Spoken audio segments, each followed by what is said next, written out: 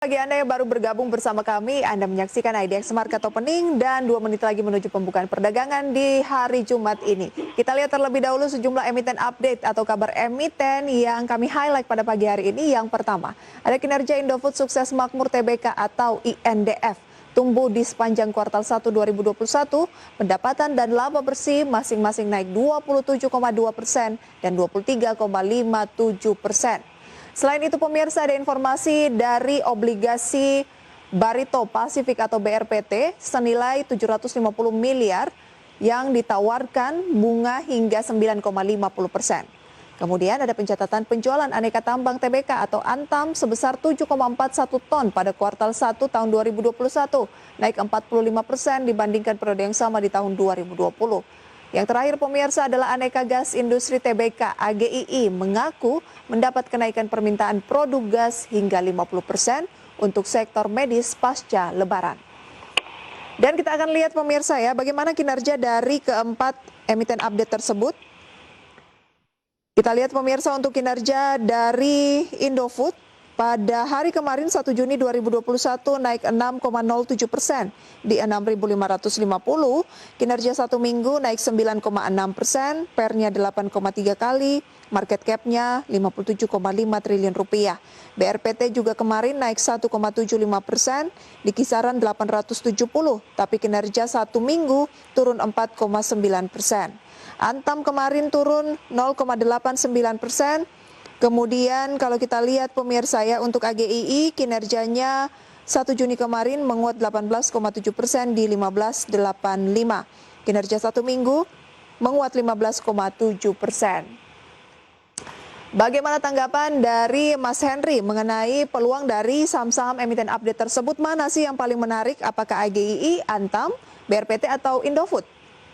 Baik, kalau kita lihat ya Mbak ya, kalau kita lihat satu per satu di sini, menurut kami yang paling menarik di sini ada AGI, Aneka Gas Industri, di mana di masa COVID ini, masa meledaknya kasus COVID ini dan permintaan akan gas, rumah sakit ini tabung gas meningkat juga, ini tentunya menjadi peluang juga bagi AGI di sini.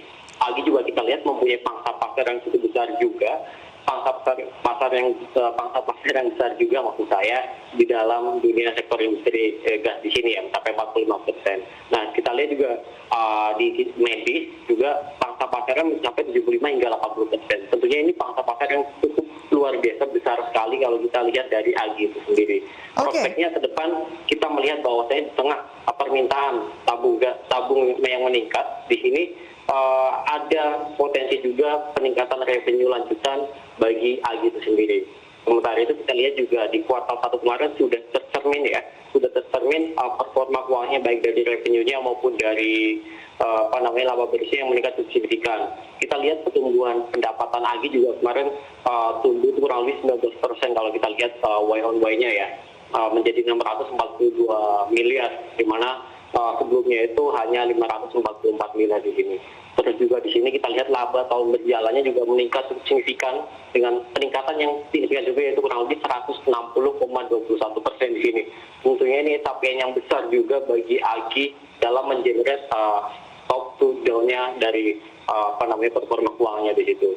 Nah, kita lihat prospeknya besar juga, terutama kemarin setelah AGI juga baru saja mengakuisisi Samator di sini ya, selaku salah satu bisnisnya di situ.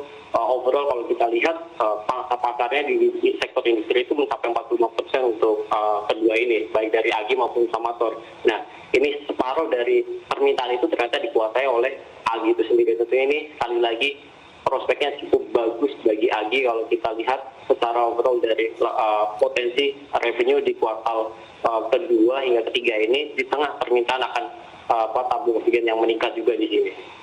Berarti AGI ini masih bisa dikoleksi untuk jangka menengah? Yes, kalau kita lihat AGI itu layak sekali untuk dikoleksi jangka menengah. Kalau kita lihat pola yang terjadi biasanya kalau kita lihat bercermin dari kejadian waktu itu Januari ya, di bulan Januari ketika tabung oksigen itu meningkat signifikan permintaannya, kami naik kencang sekali di situ, yang mana terrefleks juga di laba bersihnya di situ ya, untuk penjualannya.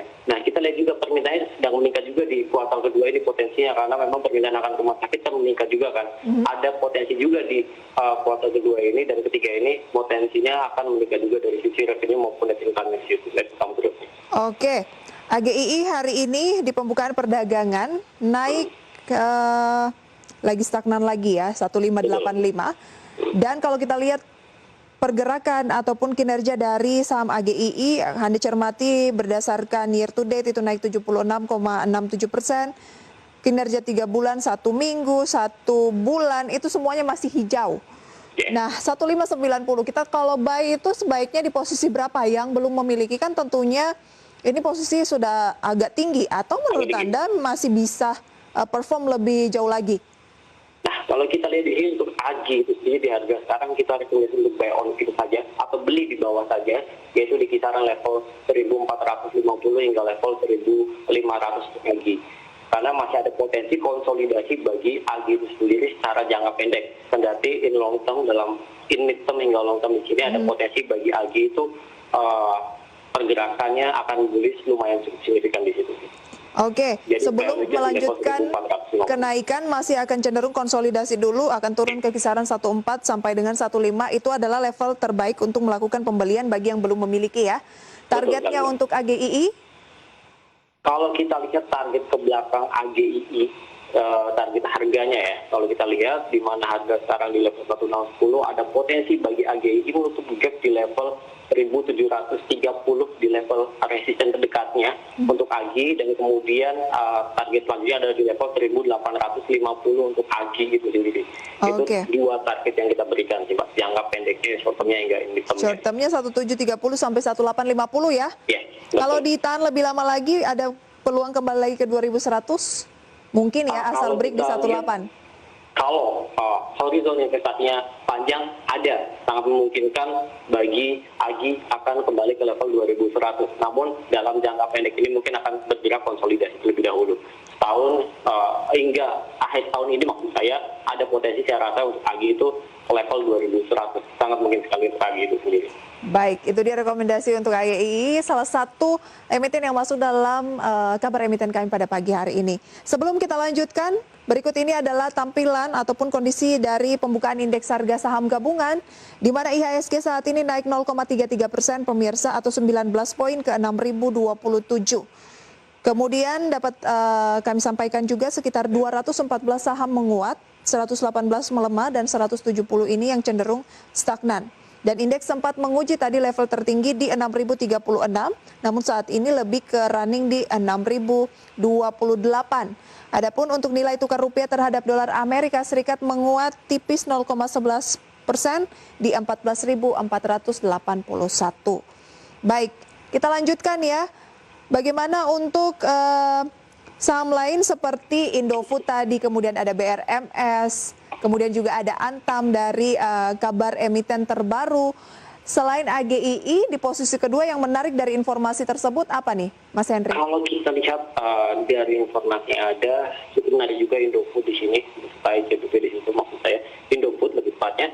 Indofood di sini punya prospek dalam mengenerate revenue dari top to bottomnya itu ada potensi juga akan membaik di sini, akan meningkat juga di situ. Terlihat dari kemarin yang dilakukan untuk akuisisi Pinehill oleh CBP, di sini memang cost-nya kemarin cukup besar. Namun kalau kita lihat secara jangka panjang untuk prospeknya, ini luar biasa sekali bagi ekonomi Indofood Group itu untuk memperluas pangsa pasar hingga Afrika. Kita lihat di Afrika itu kan memang konsumsi dari Indomie itu kan cukup besar juga di situ kan. Oleh karena itu, ini merupakan suatu langkah ke depan yang bagus sekali bagi Indofood dalam mengembangkan bisnisnya sendiri gitu sih. Terus kemudian kenapa bagus juga in long term? Kita lihat performa keuangannya kemarin untuk kuartal 1 ya. Kuartal 1 cukup impresif kalau kita lihat untuk Indofood. Nah, Indofood kemarin dari pendapatannya itu naik kurang lebih 27,19%. Terus juga kalau kita lihat laba bersihnya dari bottomnya juga tumbuh juga kurang lebih 23,16%. Ini tentunya capaian yang luar biasa bagi Indofood di tengah pandemi saat ini di situ. Nah, terus kemudian setelah itu juga kita lihat cara bisnis juga dari Indofood juga mempunyai bisnis yang cukup terdiversifikasi dengan bagus. Ketika bisnis tersebut terdiversifikasi dengan bagus, dari A sampai Z dia punya untuk menjalankan bisnis, maka harga dia bisa menentukan sendiri tanpa bergantung dengan supplier lain di situ. Nah, ini tentunya menjadi bargaining position yang cukup bagus juga bagi Indofood itu sendiri. Nah, kita lihat juga mungkin terakhir ini secara teknikal, secara fundamental terlebih dahulu, bahwasanya Indofood itu sekarang kan bermain di level, kalau saya lihat 12,97 kali ya. Oh sorry, maksud saya adalah 8 kali ya. Dimana kalau kita lihat rata-rata PE INDF itu berada di level 12,97. Masih murah ya? Kali di situ, masih murah kali ini rata-rata 3 tahun terakhir di situ. Nah, kalau kita targetkan saja ke standar deviasi 1 saja di sini, di level 10,73 kali, masih ada potensi upside bagi INDF itu ke level 8.450 kalau saya hitung di situ, Mbak. 8.450 peluang dari Indofood. Kalau dibandingkan dengan per Unilever aja 28, hampir 29 kali, jauh sekali ya. Dibandingkan dengan Indofood hanya sekitar 8 kali. Berarti belinya di posisi berapa? Hari ini sih agak turun 0,38% setelah selama sepekan mengalami kenaikan 7% lebih. Nah, kita lihat di sini Mbak ya, bahwasanya ini cukup menarik juga untuk Indofood. Strategi yang kita gunakan di sini adalah buy on weakness, beli di bawah saja, beli ketika koreksi, yaitu ketika berada di level support, kurang lebih support 6.400 itu sebagai level konsolidasinya. Apabila dia mantul di level 6.400 dan dia berhasil breakout level moving average 200 di sini, yaitu di level 6.700, ada potensi bagi Indofood yang tadinya bergerak pada fase downtrend akan berbalik arah secara jangka panjang di sini ke arah uptrend hingga ke level yang tadi disebutkan itu potensinya sih Mbak. Baik, jadi bisa beli di harga bawah 6.400-an, tapi bisa beli juga ketika break di 6.700 ya? Ya, betul. Ada peluang terdekat ke 6.800, tapi kalau long term, ini kan termasuk defensif gitu, menarik untuk diinvestasikan, mungkin sampai akhir tahun ataupun tahun depan. Targetnya, harga wajarnya di posisi berapa? Kalau saya lihat tadi di harga wajar sampai akhir tahun ini sebenarnya itu Mbak kurang lebih di level 8.450. Masih ada potensi upside yang luar biasa. Baik. Cukup besar sih gitu.